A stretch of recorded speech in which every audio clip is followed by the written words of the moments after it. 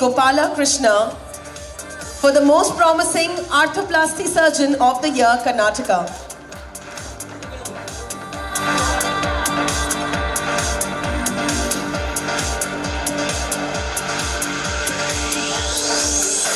ಈ ಅವಾರ್ಡ್ನ ಹೌದು, health care ಕೆಟಗರಿಲಿ ನನಗೆ ಅವಾರ್ಡ್ ಸಿಕ್ಕಿದೆ.